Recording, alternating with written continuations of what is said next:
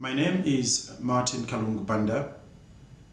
I describe my work as an organization and leadership development helper.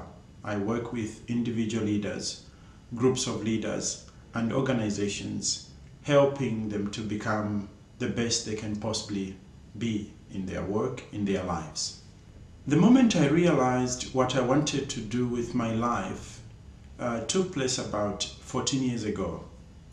At the time, I was working as corporate affairs manager for BP, responsible for the entire Africa.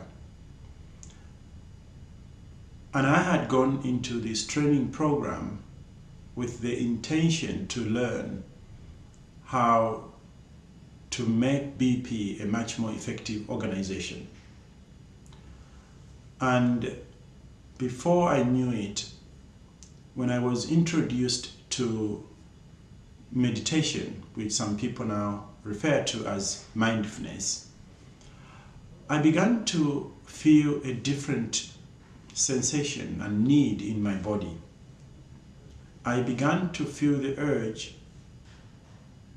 to support leaders in my country, national leaders in my country. And this was a little bit strange for me because I was working for a corporate institution. I was being trained to help the corporate institution reform, and therefore the feeling and attraction to supporting leaders, national leaders in my home country was a bit strange.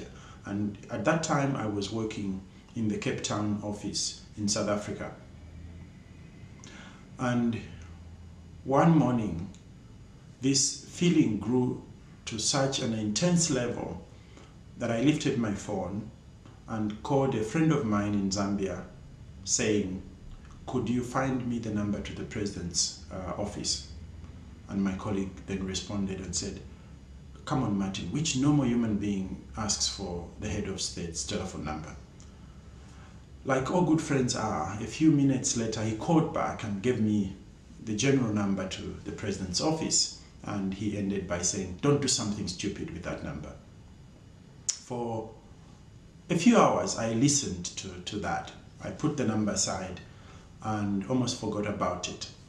10 minutes before I was supposed to leave the office for the end of day, a little bit of madness seeped in and I looked at the number.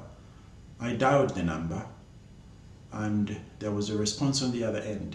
"Hello, this is State House. How may we help you?" And I responded, "My name is Martin Kalungu-Banda. May I speak to the president?" And the voice went, "Is he expecting your call?" I responded, "No, but it's important that I speak to the president." Some silence came, music. Then a new voice came online. "Yes, how may we help you? This is State House." The same litany I responded, "My name is Martin Kalungu-Banda. I'm trying to speak to the president." I was asked the same question, "Is he expecting your call?"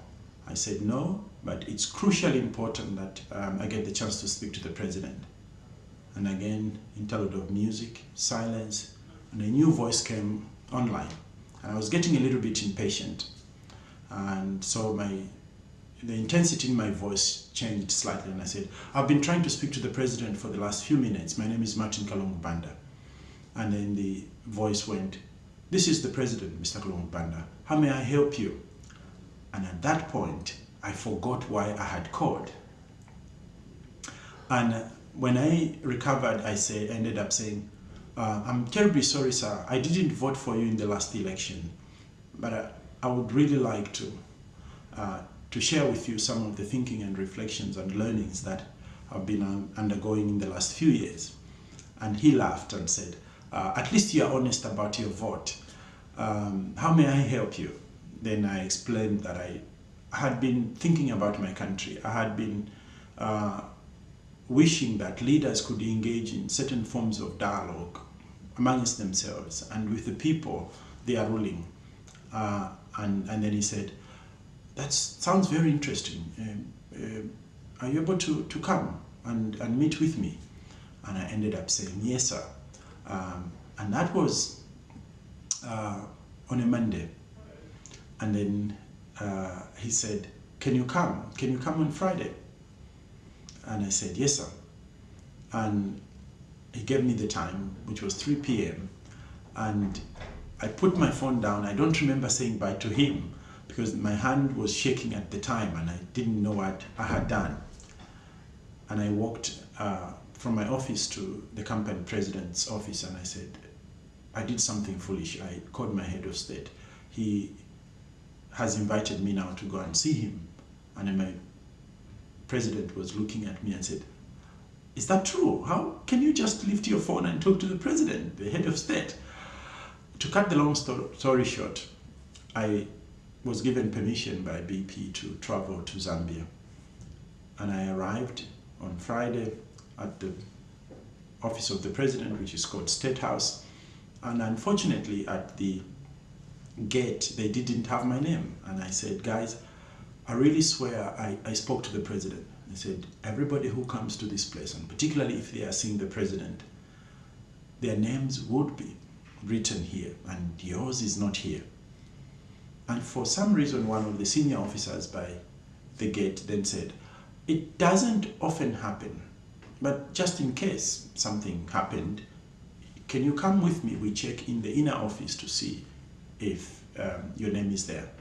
We walked there, arrived, and the officer asked for my name from the other officers, and then the other officer said, no, we don't have his name. Just when I was about to be asked to leave because my name was not on the other list as well, the president was coming from a meeting in another room. He looked at me and said, you must be Mr. Kalungu-Banda. And I said, yes, sir. And then he said, come in my office. Let's have our meeting now. And that was the beginning of a relationship which I would never have dreamt about, and which gave me an incredible opportunity to serve my country in an exceptionally special way. So it was the experience of a feeling in my body that I needed to do something. And that was the point at which I lifted the phone and called State House. And I'm now, with hindsight, sure that if I had not followed that voice, that sensation I was experiencing, my work would have been completely different. And because I have the fortune of hindsight, I would not have liked it to be different, because the privilege I have had to support my head of state and to serve my country in that way is something that I wouldn't trade for anything, because it is part of what explains who I am today and the work that I'm doing in the world.